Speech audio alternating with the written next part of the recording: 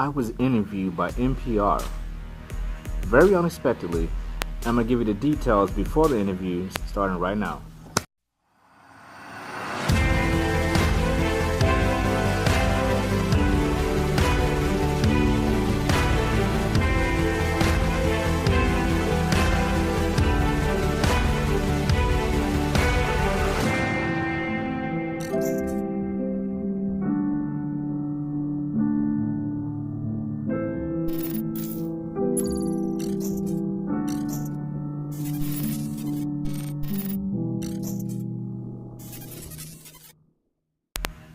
Welcome to my channel. I want to set up this interview that I had with NPR. It was a guy named Lawrence. He contacted me the day before this interview took place.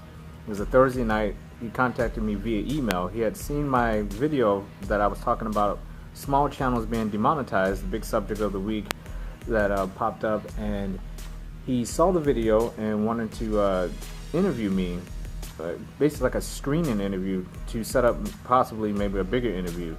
And I'm sure he interviewed a lot of other YouTubers. I don't know if he was just going after small channel YouTubers or what he was doing, but he contacted me, and to be honest with you, the night I got that email, that Thursday night, I thought it was bullshit, and I really didn't think it was an actual thing until Friday. We played phone tag a little bit, and I still thought it was bullshit. And you're hearing the interview, when I actually say hello and how you doing, he says his name's Lawrence. I'm like, yeah, this is Michael Joe Davis. All that.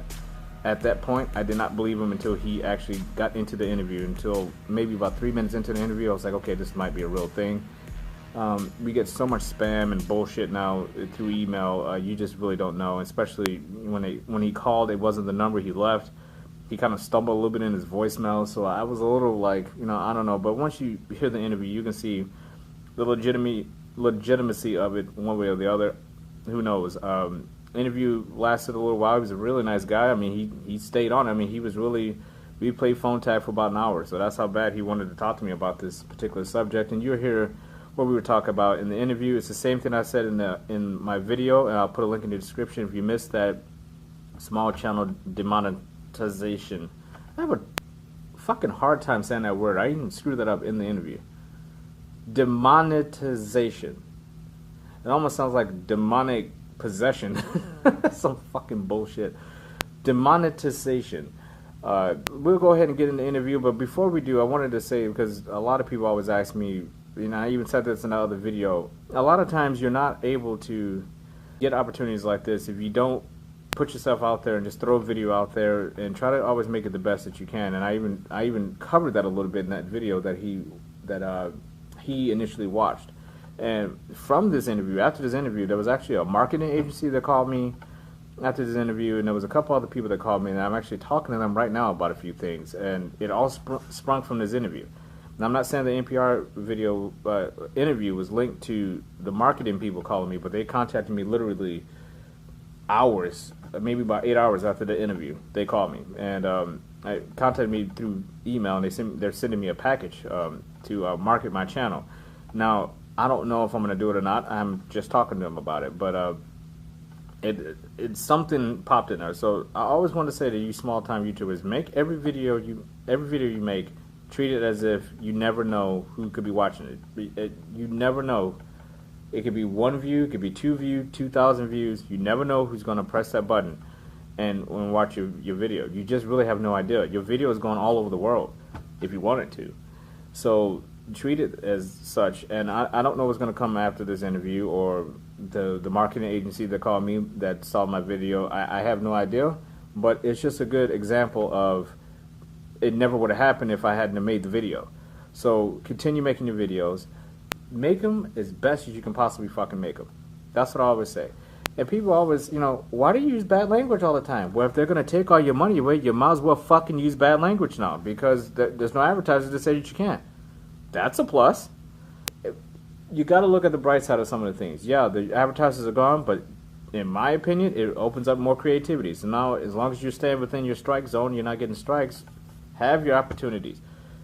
Make the videos you want to make now. You're not getting monetized anyway, so you might as well go into your bag of tricks and go for it.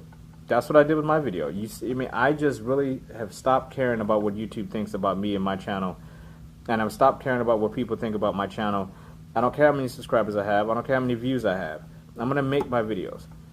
And you see, I made one little video that barely has any views, and I have an interview with NPR, and I have a marketing agency contacting me. You just never know.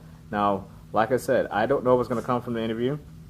I don't know what's going to come from the marketing thing. I don't know if I'm even going to. I don't really like marketing agencies and things like that because, you know, again, you can be restricted, you can get pigeonholed, and they want you to do exactly this. It could be, you know, exactly what a lot of people complain about with YouTube, but there are ad agencies, you know, basically telling you what kind of content you can upload and what you can't. I don't know if I want to go down that road. I kind of like my freedom, and just because they promise me I can get all these subscribers and all these views, that doesn't mean creatively that's something I want to do. So, warning: the audio in this interview sucks.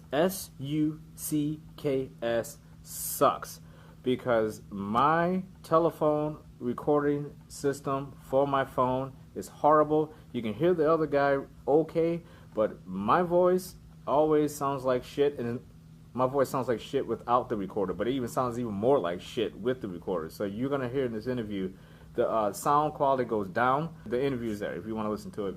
I advise you to turn it up so you can hear it a little bit, but once you hear us hang up, turn it back down, because when this horrible voice comes back, you might get shocked, and I don't want to blow your speakers out. So turn it back down right when you hear the phones click, okay? Let's go ahead and get an interview. Hi, is this Michael? This is Michael. Hi, Michael. This is Lawrence. I'm calling from NPR. Hello.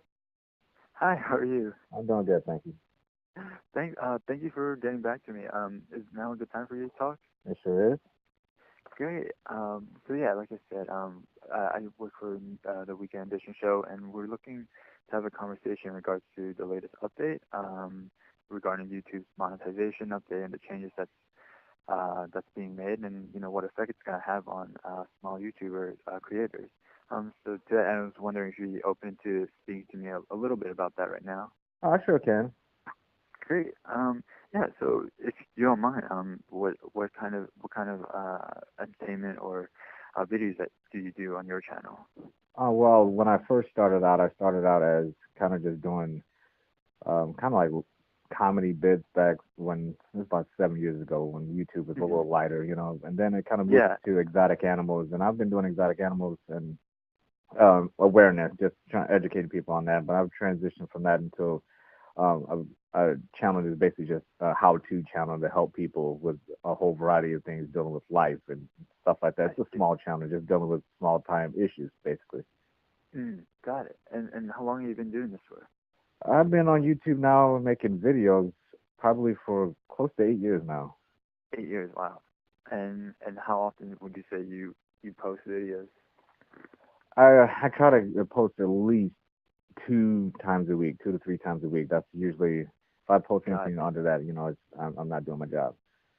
Yeah, and yeah, and I guess are you prior to this new update, was your channel monetized? And if so, when was it monetized? Yeah, my channel has been monetized probably for, I want to say maybe 5 years now. Wow. Okay. It was monetized back when the rules where you had to have, I think, 10,000 views before you can get monetized, and I got that pretty quick. So it's been about 5 years. And you were able to keep that monetization and kind of for going since then. Oh yeah, no problems at all with it. Yeah. Got it. And so my understanding is that once you've given monetization this tag, you don't have to do anything else after that, as long as you keep posting videos. Right, as long as you stay within the guidelines of the rules and you don't have any strikes against you, and as long as the advertisers, once they went to the advertisers being able to pick which videos they wanted to advertise on, you were good. And so once they got into the method of basically double checking all your videos, if they're flagged for their sake, they might say, you know, a certain video might not be monetized. It just depends on what happened in that video. I see. But you don't know who those advertisers are, right? Or do you? Me personally, no. I never know who the advertisers are. I have to watch. I have YouTube Red, so I have to watch like some of my videos and somebody else's. You know, so and it varies big time. Varies. Okay, got it. That's really helpful. And And would you mind sharing with me, how much do you make on average then, per month, or if not per month, per year? Oh, yeah, sure. It depends on how much I upload. I would say I make about maybe 75 to 100 a year, somewhere around Mm, there. got it. Cool. So obviously this is not your only source of income. This is No, more no. something that you do on the side. In fact, I've never collected a dime from them. I've never even, Oh, really? no, I never, it's so little amount of money that Yeah. I never really, I have it in there. I can check. I've made, well, I made quite a bit of money, but I haven't even really even looked to get it. I see. That's how little I it is. see. Got it. So since then, it just kind of, it just stays there, kind of like a bank. The money just keeps kind of increasing as the years go by. Yeah, I yeah. It pretty much. I do go and check it, and I do need to collect it at some point. Yeah, but Yeah. yeah, from what I see, it just keeps piling up. Got it. And I don't think So it's never dropped at all. I see. So would you say it's like somewhere around 800 that you're making, that you have in total? No, no, because when I first started out, my views were so low. I don't think I was making that. I started making that probably that 100, probably about the Uh, last couple of years. The first few years I was probably making $10 a year because I wasn't really trying that hard at all. I would say over the last couple of years, it's been about 100 a year. 100. Okay, I see. So yeah, so now, like, kind of talking about, this new monetization of it, could you kind of kind of walk me through it about, what is this new update about, and why is it such a big deal for a lot of smaller channels? Sure. Basically, to make a long story short, like I said, when we first started out as YouTubers, one of the things that's great about YouTube is that it was YouTube, and Mm, you could get your voice out. You could make a subject about anything to make a video, and maybe you may get monetized. So a lot of creators back then were just we were happy to just have the platform to just to put a video out there that the world could see. I mm, think, but I don't really have so much a problem with the monetization of it because I don't make mine for money, but I can see. mm, I think what people are just afraid of the changes because a lot of the new YouTubers who want to get out, their stipulation now is you have to have 1,000 subscribers and 40,000 minutes, I believe, per month to be eligible for the monetization feature. And mm. if you don't have that and you don't sustain that, they'll suspend your monetization privileges. And obviously that affects a lot of people. And I think people are afraid that because of that, a lot of people are not going to be so encouraged to upload videos and share Mm. them, and a lot of people who are just right there on the cusp of becoming being eligible. Yeah, It's demoralizing for a lot of people, for sure. and they're afraid that eventually YouTube might get into channel deletion of smaller channels, and that's probably Oh, the wow. biggest fear of a lot of them. I see. And I guess for you personally, what will you keep making videos, or how do you, yeah, what is your reaction Uh, to this all? my reaction to it is if you enjoy making the videos, continue to make them because you can still share them on other platforms. And if it's not about the money, just keep making the videos because I don't think YouTube will delete anybody's videos if there's no money involved in it. Why would they delete Yeah. yours? So I don't think that they would do that. I think I am going to continue making videos, Hmm. and if I make money off of it, I as I said, I don't really care about the money too much unless Yeah. I'm not making enough to really care. Uh, Gotcha. so yeah, Yeah. I Thank encourage yeah. people to keep making the videos no matter who they are. Is what I'm saying. Just Mm, keep making them. definitely. And just last question, why do you think kind of YouTube why do you think, yeah, YouTube has come to this and has recently made these monetization updates? Because I believe they finally have hit the mark of big business to the point where they're making so much money and they can see that they have now the opportunity to go into a larger platform, which is live streaming, television shows, Mm, all the whole venture of things that were not there when we started like 10 years ago. I And, see. so I just think it's just a change. It's no different than Netflix, that, having their was Hmm. once a streaming service. Now they have their own original material. Disney taking over corporations, and having their own Yeah. streaming service. I just see YouTube as that. They're expanding their business, and we kind of have to adjust to it. Got it. And do you think part of this has to do with, kind of what has happened recently with Logan Paul, kind of this this tighter guidelines on what you can show it or what you can say on videos? I think the Logan Paul incident, excuse me, has a lot to do with it. Mm-hmm. And I think because of that, incident, there are a lot of people who show the same thing he shows all the time, but they're so small, and then they kind of get lost in it. And I think that's what YouTube's afraid of, is that a lot of people found out, was like, hey, look, we show this kind of stuff all the time that the big YouTubers do, and we're getting away with it. Yeah. And I think that's one of the ways of kind of weeding everyone out, and it discourages people because those people are making money off of that same stuff. Yeah. That Logan Paul is making, but they're just, so I think it's a way of saying, hey, you got to have 1,000 subscribers and 40,000 views, so we know that you're a real person and not some kind of basically a fake channel posting this stuff up and kind of interfering and basically taking money for the rest of them who might want to make money off YouTube. Definitely. Awesome. Thank you so much for that, Mike. That was super helpful. Great. And so I'm gonna talk to my editor, and if we do decide to go through it, would you be open to doing an interview with us? It'll be really short, like a 10-15 minute conversation this weekend if possible. Oh, no problem at all. I'd be happy to do it. Awesome. And where are you based currently, actually, right now? I'm in St. Louis, Missouri. St. Louis, great. Awesome. So yeah, I will get back to you via email. But yeah, thanks so much again for speaking with me. Oh, no problem at all. Thank you.